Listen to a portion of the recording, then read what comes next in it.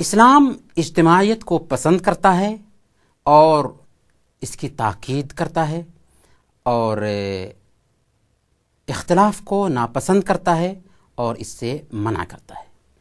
اسی اجتماعیت کی خاطر اسلام نے اس بات کا مکلف کیا کہ مرد حضرات ہفتہ میں ایک دن مسجد میں حاضر ہوں، امام کا خطبہ سنیں، تاکہ ان کے اندر ایک ہفتہ تک دینی جذبہ بیدار رہے۔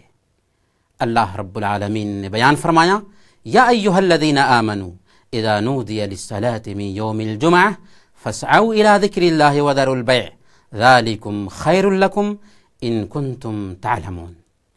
اے ایمان والو، اگر جمعہ کے دن اذان دے دی جائے تو کاروبار کو ترک کر کے اللہ کے ذکر کی طرف نکل جاؤ، یہ بہتر ہے اگر تم سمجھ سکو۔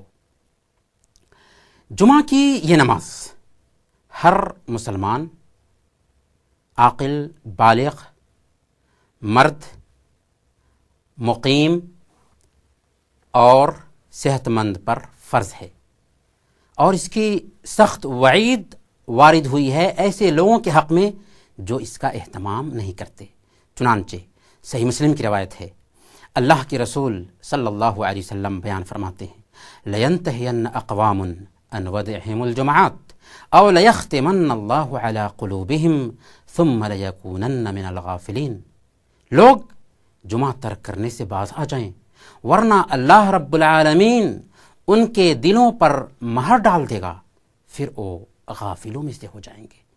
جمعہ ہفتے کی عید ہے، اس لیے اس دن صبح سویرے غسل کرنا چاہیے، اچھے کپڑے زیبتن کرنے چاہیے، خوشبو میسر ہو تو خوشبو لگا کر کے پہلے وقت میں مسجد جانا چاہیے۔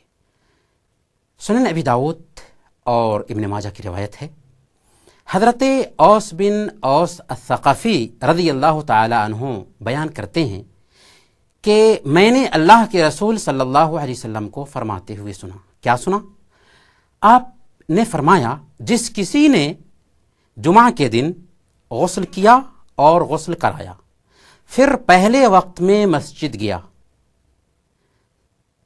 پیدل چل کر گیا، سوار نہ ہوا، امام کے قریب بیٹھا، امام کا خطبہ غور سے سنا اور بیچ میں کوئی لغو حرکت نہ کی، کان لہ بکل خطوۃ عمل سنہ اجر صیامہا وقیامہا، اسے ہر قدم کے بدلے 1 سال تک لگاتار روزہ رکھنے اور لگاتار شب بیداری کرنے کا ثواب ملتا ہے۔ اللہ اکبر! اللہ رب العالمین کا فیضان دیکھیں کہ 1 قدم پر آپ کو 1 سال لگاتار روزہ رکھنے اور 1 سال تک لگاتار قیام کرنے کا ثواب دے رہا ہے۔ اب آپ غور کر سکتے ہیں کتنا قدم ہمارا اٹھتا ہے جمعہ کے دن مسجد تک جاتے ہوئے، لیکن اس کے باوجود آج ہم نماز جمعہ کا حق ادا نہیں کر پاتے۔ کیوں؟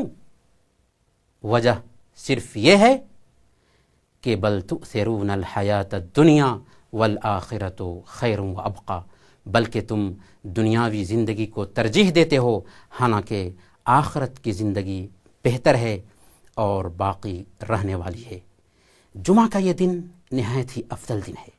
اسی دن اللہ پاک نے آدم علیہ السلام کو پیدا فرمایا، اسی دن اللہ پاک نے آدم علیہ السلام کو جنت میں داخل کیا، اسی دن اللہ پاک نے آدم علیہ السلام کو زمین پر اتارا، اسی دن آدم علیہ السلام کی وفات ہوئی، اور اسی دن قیامت بھی قائم ہوگی۔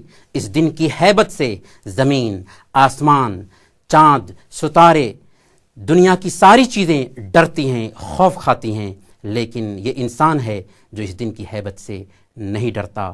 اس لیے جمعہ کا اہتمام کرنا چاہیے، جمعہ کے دن سورہ کہف کی تلاوت کرنی چاہیے، جمعہ کے دن اور رات میں زیادہ سے زیادہ اللہ کے رسول صلی اللہ علیہ وسلم پہ درود بھیجنے کا اہتمام کرنا چاہیے۔ جمعہ کی نماز 2 رکعت ہے، اس سے پہلے خطبے کا اہتمام ہوتا ہے۔ خطبے کے بیچ اس بات کا حکم ہے کہ ایک آدمی خاموشی سے خطبہ سننے کا اہتمام کرے۔ اگر کوئی آدمی خطبے کے بیچ میں گفتگو کر رہا ہو تو اسے روکنے کے لیے خاموش رہو کے الفاظ کا استعمال کرنا بھی جائز نہیں۔